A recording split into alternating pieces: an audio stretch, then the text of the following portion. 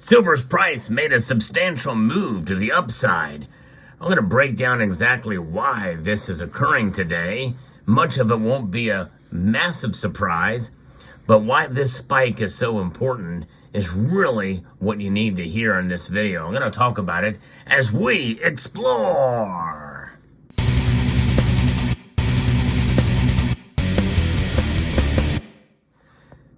It's not too often that we can talk about the reasons why silver's price moves that's unique to any other time. In some ways, one can make the argument that, well, every time is a little bit different here and there. But I think today's move is solidifying a pattern, the solidification of a pattern that we're starting to see with silver over the last couple of months here. And this is why it's very important. But first, let's break down the markets today because it has been an exciting day. For any given day, when I talk about these market moves, I'm talking about within the trading day. So a 3.3% move is a big deal in the trading session for a move for silver's price. That's an 88-cent move today. It actually did get up a little higher than that. It got over 90 cents at its high today, but now it's sitting at $27.50 an ounce. So that's a big move for a single day. Gold has risen as well, but not nearly as much. It is a more stable precious metal, but it's up $22.70. That's right at 1% increase for the move today. The platinum group metals, well, they're somewhat mixed. Palladium is up $31, and platinum has not moved at all. So it's a very interesting thing to see here with the movement of the markets. And this is something we like to track on this channel. We like to talk about what's going on in the precious metal space. And silver is the metal that is winning the day. And I think it's remarkable to see this kind of reaction. The dollar index is down. That's one of the things we look to see what causes the precious metals to go up. And that's exactly what's happened here. The dollar index is down 0.07% to 105.1. It's not a massive drop in the dollar index, but a drop nonetheless that it is noteworthy, and we're seeing the metals move. But that's not the only reason why they move today. I'm going to be referencing an article here from FX Street that details some of the movement that we're seeing here. Silver capitalizes on weak United States labor market and services. That's the PMI that raises concerns over the economic strength and prompt expectation for Federal Reserve cutting interest rates from the September meeting. So in other words, this is kind of bolstering the idea that the Federal Reserve will have no choice but to cut rates according to these economic data that are there. The U.S. non-farm payrolls report showed that fewer jobs were added in April than the consensus, and the prior reading of the unemployment rate rose to 3.9%, which is typically what happens, and it is something that is noteworthy, but also it's in the understanding that they do tend to cook the books. The chefs at the Cook the Books Club are in high gear, especially in this political season, when so many of our three-letter agencies, and the Bureau of Labor and Statistics certainly is one of those, the BLS, and take the L out, and what do you have? You got the BS. And that's exactly what we're getting because they always revise downwards. And they do that to kind of cover themselves because they do it for political reasons. And this is a political season from which they are going to capitalize on, as they have been doing so blatantly throughout this term. But they've been doing it for a long time, even in prior presidents, because of the entrenched deep state. Many of those people that work at those agencies are in that deep state, and they are working to protect themselves. Because they don't want a disruptor in there to kind of overhaul it, and that's what happens when unelected bureaucrats get in there. They become entrenched. Now, this wage growth has been softened sharply, and they can't ignore some of these numbers. They can only do so much to move these numbers, but the poor U.S. non-farm payroll report indicated deepening consequences of higher interest rates by the Fed.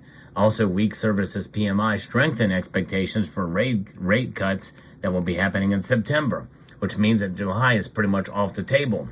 The services PMI, which represents the service sector that accounts for 2/3 of the economy, falls below the 50 threshold, 50.0 to 49.4, recorded as the lowest reading since December of 2022. Now, if you enjoy content like this where I give you the breakdown of these factors, what's causing it.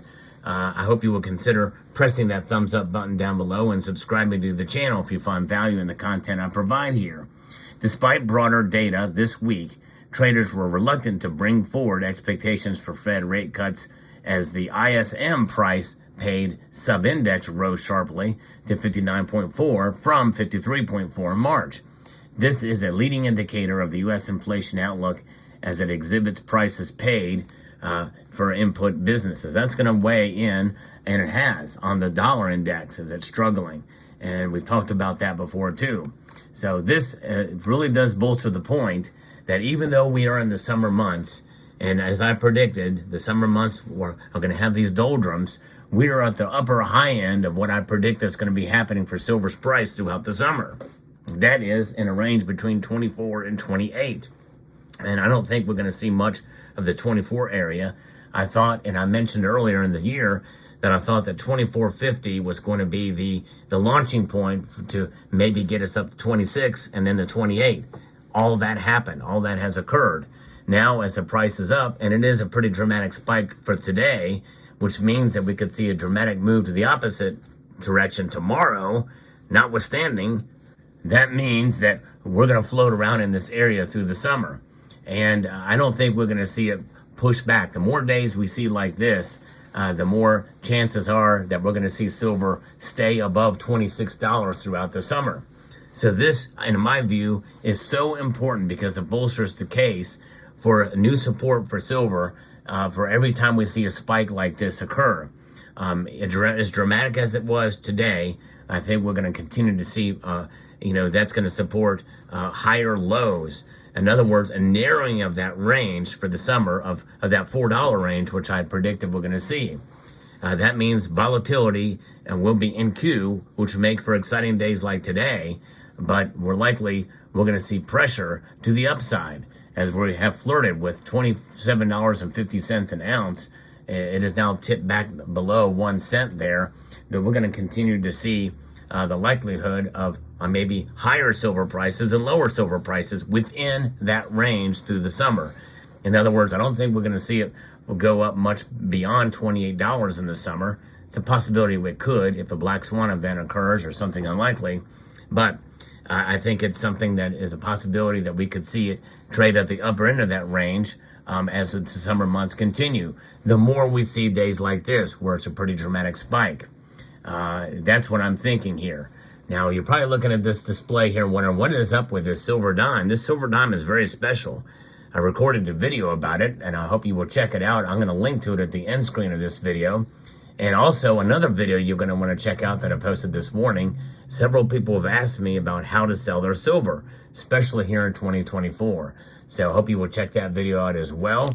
I do post daily content, and that is what that's about. If you wonder about this piece of silver, this is a very controversial piece that was done a couple of years ago with MK bars. And there's actually two different versions of it. It's a poured silver bar. And so I thought I'd bring this out as well as some of these other pieces that I've not had out in a while, like these prospector gem pieces here. But silver is an amazing metal. A lot of the silver was bought when prices were much lower. So I'm kind of enjoying pulling out some of the older silver from the deep stack so that I can enjoy the fruits of your labor. And sometimes that labor just involves just sitting on your silver, holding on to it. I don't literally sit on it, but I might sit on this piece of silver. Let me sit on. I'm going to put it underneath my butt. I'm sitting on it right now, warming it up nicely. Before the end of the video, I'll have it out. We'll see if it looks any different underneath my posterior. But as we look and see what the prices of silver and gold are doing, silver especially moving radically, it makes you wonder what's behind this. What could be more behind this other than what we talked about? When we look at commodities, right now, copper is actually down. So is aluminum. Nickel is flat. Zinc is only up very, very slightly, fractions of a cent. And lead is flat. So what does that mean for silver? That means silver is hankering, I think, to continue to move up.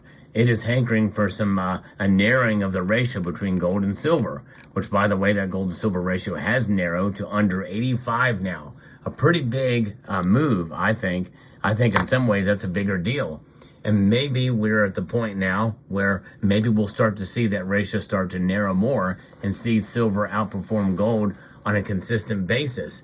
Maybe we'll get to a point through the summer that perhaps silver may not get hit as hard on the downside of the movements of the market. And I believe that there's more that is going to bolster silver's case than not.